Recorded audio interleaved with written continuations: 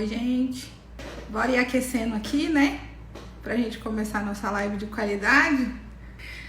Ó, nosso participante já chegou. Tudo bem, Igor? Preparado? Gente, sejam muito bem-vindos aqui pra gente falar um pouco de qualidade analítica. Eu já vou adiantar pra vocês que é o começo, tá? E que a gente tem muito assunto para falar sobre qualidade analítica, porque ela tem várias vertentes, né? Então, vamos começar. Hoje a gente liberou uma enquete para captar alguns assuntos principais relacionados à parte de qualidade em laboratório.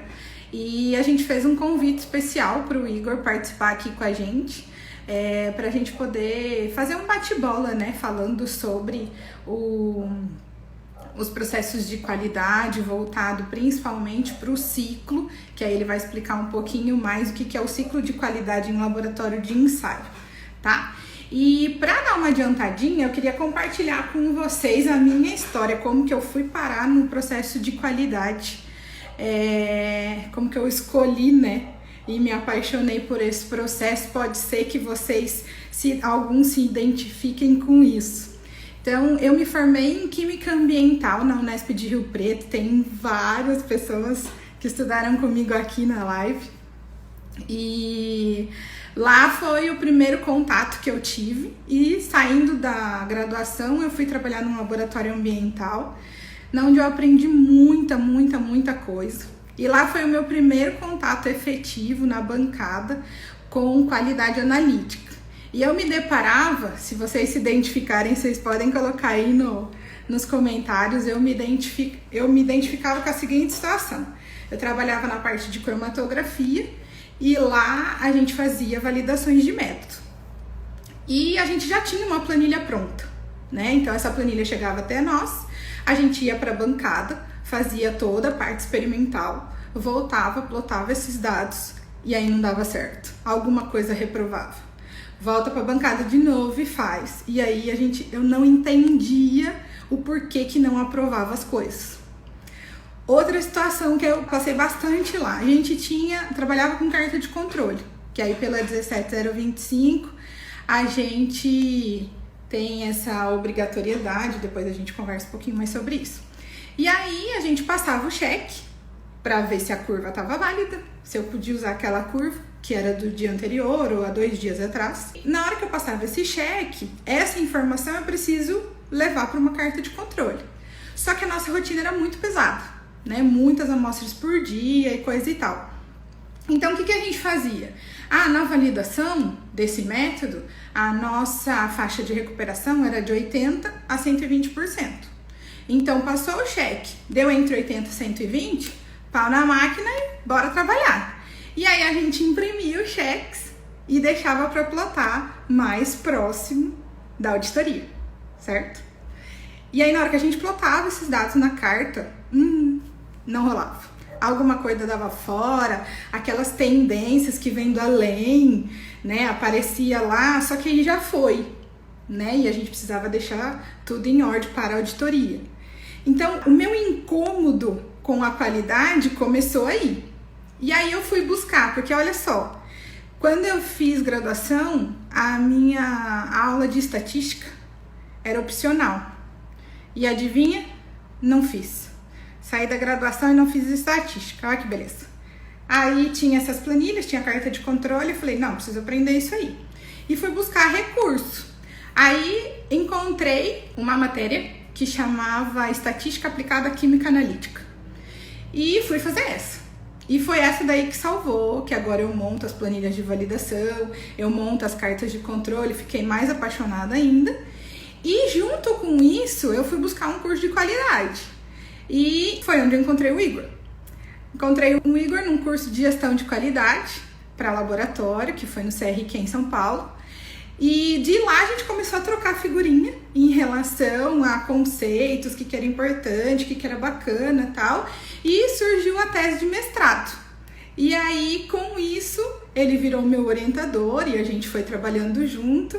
E por essa aproximação de conceitos que a gente tem, a gente estreitou as parcerias e mesmo depois do mestrado, que foi lá em 2015, a gente ainda continua trabalhando em conjunto, levando um pouquinho mais dessa qualidade na prática para o laboratório. Então eu fiz esse convite para ele, vou chamar ele aqui agora sobre qualidade analítica.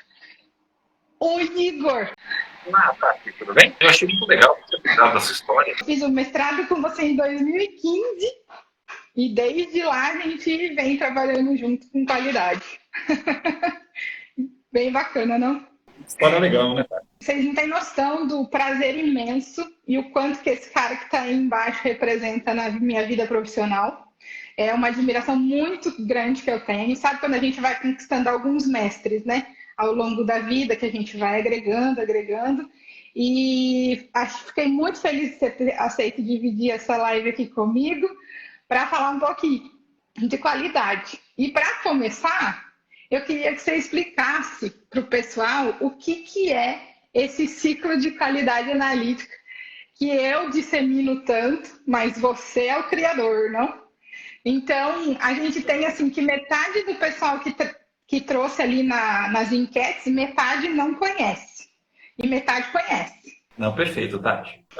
Tati, antes de falar do ciclo da qualidade, vou falar que nós conhecemos, né? Eu quero deixar claro assim, que é um orgulho muito grande, né, como professor, ver uma aluna como a Tatiana ter o desenvolvimento profissional que ela teve. Na verdade, a Tatiana é uma aluna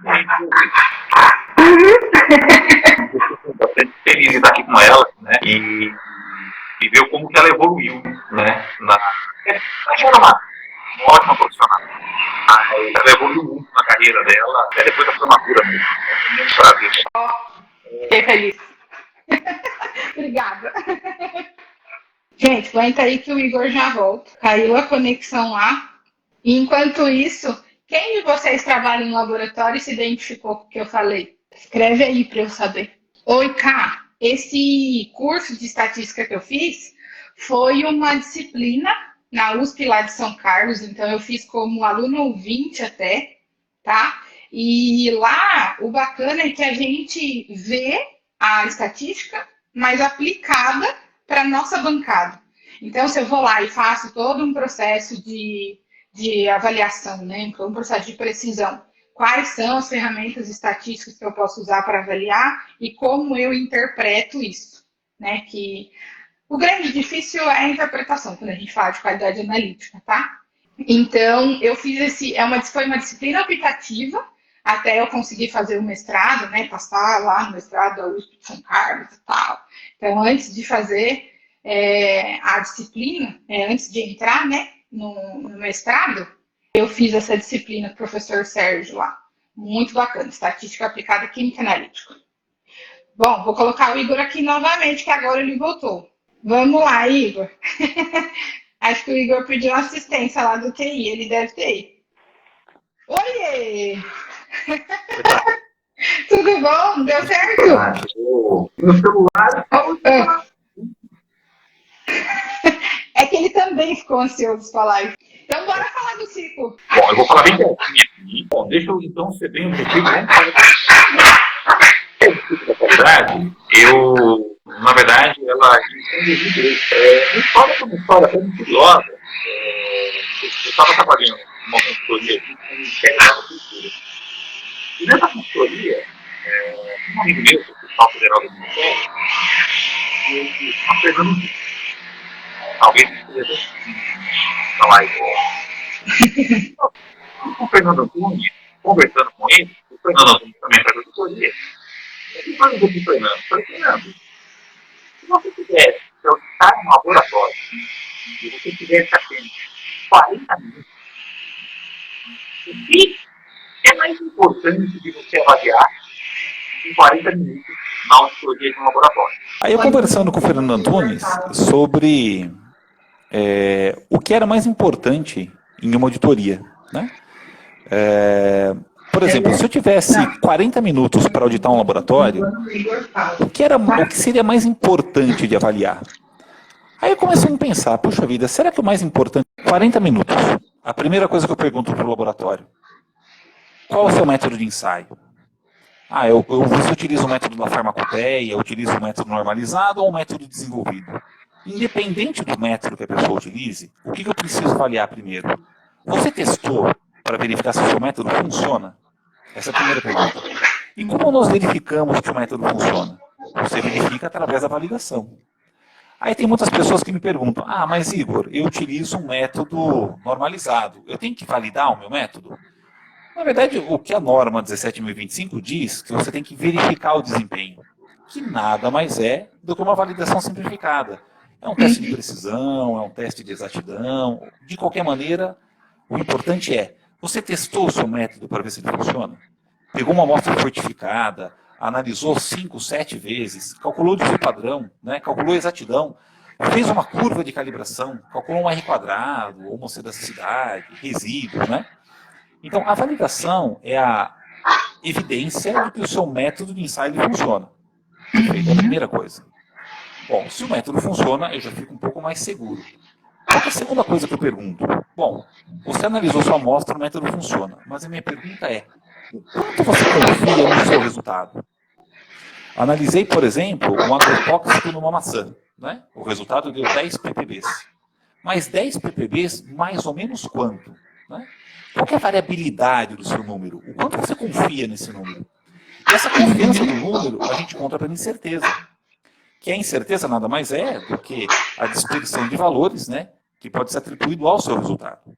E cada vez mais, gente, quando você vai comparar um resultado a uma especificação, seja de potabilidade, seja de resíduo de agrotóxico, seja de medicamento, por exemplo, é importante que você saiba o quanto que é incerteza que ela pode ser necessária para uma tomada de decisão. A ISO 17025, hoje, ela descreve a obrigatoriedade de, quando você for fazer uma avaliação de conformidade, aplicar a regra de decisão, que nada mais é do que você avaliar o como a incerteza pode afetar o seu resultado. Pois bem, validei meu método, calculei a incerteza. Mas eu fiz isso ano passado. A minha pergunta é, eu levo uma amostra para o laboratório, uma amostra de água, né? Eu levei uma amostra para o laboratório de água hoje de manhã. Que garante que o método de ensaio que você usou hoje de manhã, ele funciona? Aí o que eu pergunto? É a terceira coisa. A terceira coisa seria, você passou uma amostra de controle no seu método para avaliar se ele está funcionando? E o que é uma amostra de controle? Nada mais é do que uma amostra de concentração conhecida. Pode ser um material de referência certificado, uma amostra fortificada, por exemplo, né? E você vai pegar esse resultado e vai adicionar na sua carta de controle. Então, as três coisas que eu pergunto. Eu tenho só 40 minutos. Laboratório, validou o método? Validei. Cadê o registro? Laboratório, calculou a incerteza? Calculei. Cadê o registro? Laboratório. A Marina falou que parece que é tão simples. A gente simplifica, né, Igor? Então, validou. Tá ótimo. Calculou a incerteza? Eu sei quanto que o seu resultado, quanto você confia nele. Passou a sua amostra de controle? Passei de manhã. Então o seu método está funcionando. Perfeito, gente. Se você fizer essas três coisinhas, então é o mínimo que você faz para a rastreabilidade. Pode ser que você tenha um registro rasurado, pode ser que você tenha um funcionário não treinado, mas se você fizer pelo menos esses três, bem feito, aquele número, o seu resultado daquela amostra que você analisou, você tem confiança, você tem rastreabilidade nela. Aí foi a ideia que nasceu do ciclo da qualidade. E, na verdade, ela foi publicada em 2012 na Trends Analytical Chemistry, que é uma revista da área de química analítica, na verdade, é a revista de maior fator de impacto na área de química analítica. E depois disso, de 2012 para cá, já faz 8 anos, né?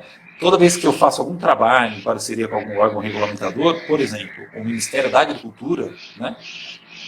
O último guia de validação deles de 2016, que eu ajudei a elaboração dele, vocês encontram o ciclo da qualidade dentro do manual do Ministério da Agricultura como referência, né?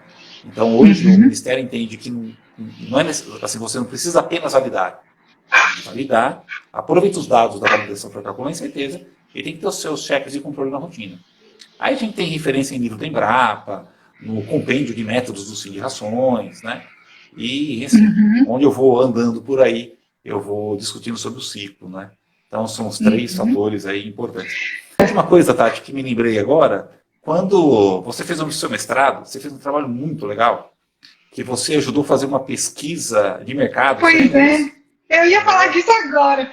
Falei então assim, nossa, pois é, que foi a primeira ideia que a gente teve depois do curso de gestão de qualidade que eu fiz com você, que foi, gente, vamos fazer um levantamento com todos os laboratórios que são acreditados para ver qual a maior dificuldade deles, mesmo depois, né, durante a manutenção e tal. E foi exatamente nesses 3 itens da norma, que ainda era a versão passada, né, que foi o apontamento das maiores dificuldades, né? Sim. Nós fizemos um questionário no Google, né? Aí nós mandamos para mais de 400 laboratórios, que eram, na época, eram os laboratórios acreditados na época, né? Hoje tem mais de 1.200, né? Mas, dá pra gente refazer, e acho que vai dar a mesma coisa, né? Eu acredito que sim. E eu sei que nas respostas, assim, de todos os itens da 17 a 25, o item que as pessoas tinham mais dificuldade em certeza, o segundo a validação, o terceiro as cartas de controle, né? Achei muito interessante. Exatamente. Curiosidade também. Você sabe que em 2016 ou 17, eu não me lembro, eu fui num congresso na Alemanha, que é o MATEMAT. É um congresso de estatística e matemática aplicada, né? E nesse congresso eu achei interessante, assim, que eles fazendo uma discussão sobre várias ferramentas estatísticas para o laboratório e falaram da incerteza, né? E uma das coisas que eu percebi, assim, que a incerteza é uma dificuldade não só no Brasil, mas na Europa mesmo. Né? Na Europa mesmo, assim, tem muitos laboratórios europeus, assim, na própria Alemanha, né? Eu vi uma crítica de um especialista, de um professor lá, que ele diz assim que a única certeza que ele tem que os institutos de meteorologia sabem calcular a incerteza. E os laboratórios todos têm ainda não. Não, porque assim, no Instituto de Meteorologia, eles fazem isso todo dia. No laboratório de ensaio, você tem uma rotina pesada, né? Então, assim, você não calcula incerteza todo dia. Então, é natural a gente ter dificuldade. E principalmente pela formação, né? Não são disciplinas muito comuns aí na formação nossa de química. Exatamente, concordo com isso. E deixa eu só deixar aqui para o pessoal, porque se eles tiverem interesse em acessar o artigo que tem o ciclo de qualidade, para eles mandarem para a gente, que aí a gente pode encaminhar para eles, para o pessoal conhecer, estudar e ficar ainda mais ligado aí no processo de ciclo, né, de validação, incerteza e carta, e entender essa correlação, tá bom? Aí aqueles que tiverem interesse, manda para a gente, que aí a gente direciona, tá bom? Legal. Ô, Tati, deixa eu pegar um gancho de uma pergunta aqui, ó, que fizeram. Posso dizer que a incerteza é pré-requisito para a validação? Uma pergunta interessante essa. Na verdade, é o contrário, né? Porque assim, você aproveita os dados da validação para calcular a incerteza. Exato. E aí segue uma linha, né, de correlação. Sim, porque dados de precisão, calibração, né, curva de calibração, são as maiores entradas, né, para a estimativa de incerteza. Legal.